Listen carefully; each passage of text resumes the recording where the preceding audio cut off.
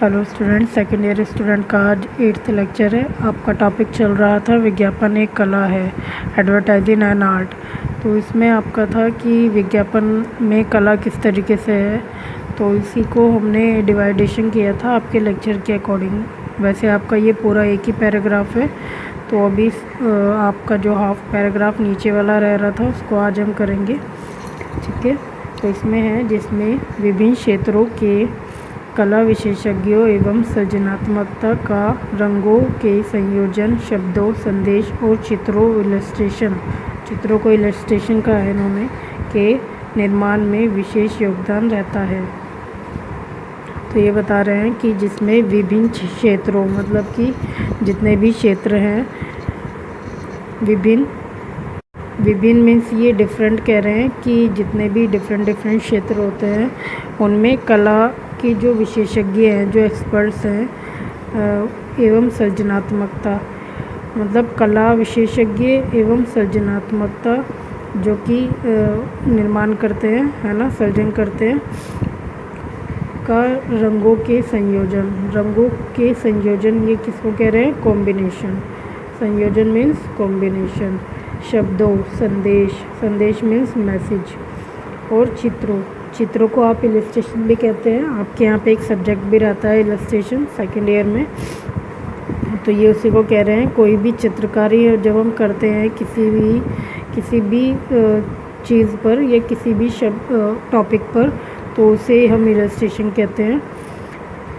के निर्माण में विशेष योगदान रहता है, ठीक है। आगे है जिसके कारण विज्ञापन की कलात्मक प्रस्तुति उपभोक्ता को प्रभावित करती है। तो ये पूरी बात ये है कि ये बोल रहे हैं कि विज्ञापन में जब इन सब चीज़ों का एक योगदान रहता है ना, कला के रंगों का संयोजन मतलब कॉम्बिनेशन क्या है कलर्स का, जो हम चित्र और उसमें जो हमने शब्द डाले हैं, स्लोगन डाला है, फ़ॉन्ट डाला है, और जो हम मैसेज दे रहे हैं, जो भी संदेश दे रहे हैं, है ना, और जो हमने उसमें चित्र बनाया है, जो फिर वो चित्र आप कुछ भी डाल सकते हैं अपने विज्ञापन के अकॉर्डिंग, अपने प्रोडक्ट के अकॉर्डिंग। जिस भी चीज़ का वो विज्ञापन है उसके अकॉर्डिंग हम जो भी चित्र उसमें डाल रहे हैं एज ए इलस्ट्रेशन, तो हम उसका जो निर्माण करते हैं उसकी जो विशेष योग्यता है मतलब स्पेशल योग्यता मतलब उसकी विशेष योगदान रहता है, क्योंकि इन सब चीज़ों की ही योगदान के बाद आपका जो विज्ञापन है वो उपभोक्ता को प्रभावित करता है, अधिक प्रभावित करता है। क्योंकि क्या होता है ना कि अगर आप रोड पे चल रहे हैं या आप अगर इवन आप कहीं पे खड़े भी हैं तो शायद आप लिखे हुए मैसेज पे इतना ध्यान नहीं देंगे, लेकिन अगर कहीं पे भी आपको आपकी नज़रों के सामने कोई चित्र दिखाई दे रहा है, कोई भी कलात्मक चित्र आपको दिखाई दे रहा है, इमेज दिखाई दे रही है कोई भी, तो आप उसकी तरफ देखेंगे और उसको देख के फिर आप समझने की कोशिश करेंगे कि ये चित्र यहाँ पे क्यों बनाया गया है। तो अगर वो विज्ञापन है तो आप उसको पढ़ेंगे ज़रूर। तो वो होता है कि एक ग्राहक को प्रभावित करने वाले उद्देश्य से उन सब चीज़ों को विज्ञापन में डाला जाता है। तो उसी के बारे में इन्होंने यहाँ पे बताया है। एक विज्ञापन आकर्षित करने वाला एवं प्रभावी तभी बन सकता है जब उसमें कलात्मक बोध होता है। तो ये बोल रहे हैं कि जब हमें किसी विज्ञापन को आकर्षित बनाना होता है मतलब अट्रैक्टिव बनाना होता है, तो उसे हम वो तभी हो सकता है जब वो प्रभावी का मीनिंग क्या होता है? तो प्रभावी का मीनिंग होता है इफ़ेक्टिव। तो आकर्षित हो गया अट्रैक्टिव और प्रभावी हो गया इफ़ेक्टिव, मतलब कि जो इफ़ेक्ट करता है ना, तभी बन सकता है जब उसमें कलात्मक मतलब कि एक आर्टिस्टिक सेंस होती है। बोध का मीन्स क्या होता है? सेंस मतलब कि ज्ञान। तो एक कलात्मक जब ज्ञान उसमें आ जाता है तो वो और ज़्यादा आकर्षित और प्रभावी बनता है ना। तो आगे है इसमें, इस प्रकार हम कह सकते हैं कि विज्ञापन में उद्योग विज्ञान एवं व्यावसायिक विशेषताओं के होते हुए भी यह एक कलात्मक अभिव्यक्ति है। तो यहाँ पर उद्योग का आपको मीनिंग बताया गया था, क्योंकि ये सारे ही आपके टॉपिक थे। उद्योग, इंडस्ट्री, विज्ञान, साइंस, व्यवसाय, बिजनेस, और विशेषताएं आपकी क्या हो गई, मतलब ज़रूरी जो चीज़ होती हैं, मतलब जो भी इसकी विशेषताएं कहलाई, है ना, कि होते हुए, मतलब इन सब के होते हुए भी विज्ञापन में एक कलात्मक अभिव्यक्ति कहा गया है विज्ञापन को, क्योंकि उसमें क्या हम डालते हैं, चित्र डालते हैं, है ना, इसलिए उसको एक कलात्मक अभिव्यक्ति कहा गया है। अभिव्यक्ति को हम एक छोटी सी लाइन की डेफिनेशन में भी अभिव्यक्त कर सकते हैं, है ना। तो अभिव्यक्ति का मीनिंग यहाँ पे ये है, मनुष्य द्वारा अपनी भावनाओं को रूप देना अभिव्यक्ति है।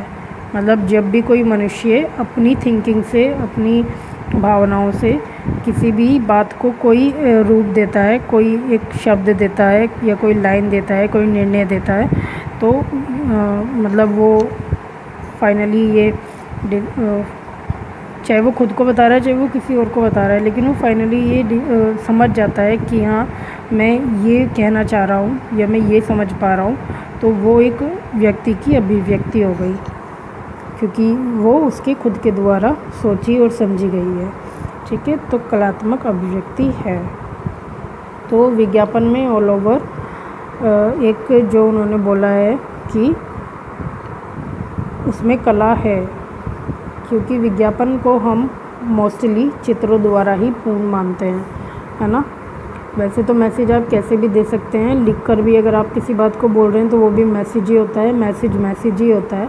तो लेकिन क्या होता है कि जब हम उसमें विज्ञापन में मोस्टली चित्रों का इस्तेमाल किया जाता है, जिसकी वजह से उसे एक कला माना गया है, तो इसलिए कहा गया है कि विज्ञापन एक कला है।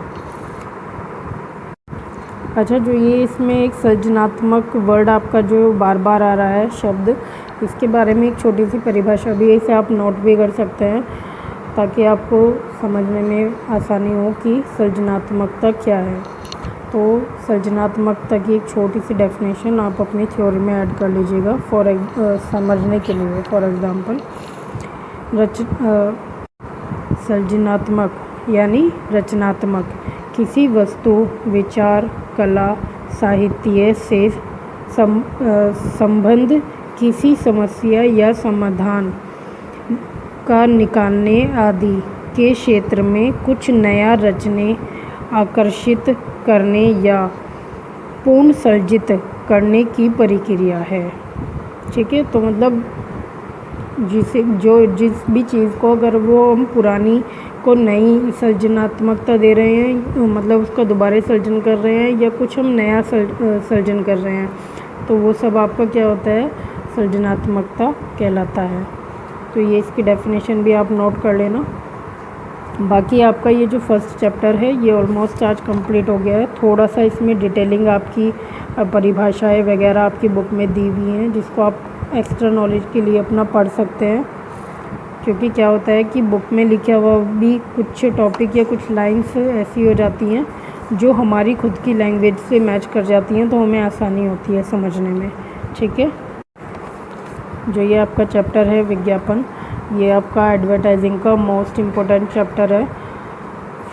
अगर आप थर्ड ईयर फोर्थ ईयर में भी इस चैप्टर को रिवीजन में नहीं रखते हैं, तो शायद अगर आप थोड़े भी वीक हैं थ्योरी में, तो आपको एडवर्टाइजिंग को समझने में प्रॉब्लम होगी।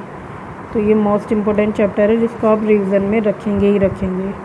ठीक है, वैसे तो विज्ञापन जिसको एक बार समझ में आ गया उसको आगे की थ्योरी समझ में आती रहेगी। और इससे रिलेटेड आपके जैसे ही भी आपका एक चैप्टर कंप्लीट होता है, उसके बाद आपका एक टेस्ट हो जाएगा, जिससे थोड़ा सा ये फाइंड हो जाएगा कि हाँ आप अच्छे से स्टडी कर रहे हो। ठीक है, कुछ परिभाषाएं हैं इसमें जो अलग अलग मत हैं उनके अकॉर्डिंग है, तो इनके बारे में आप थोड़ा सा पढ़ लेना।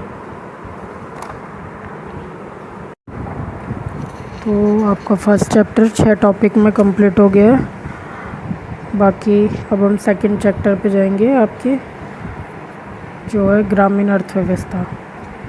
ठीक है, ओके स्टूडेंट, टेक केयर।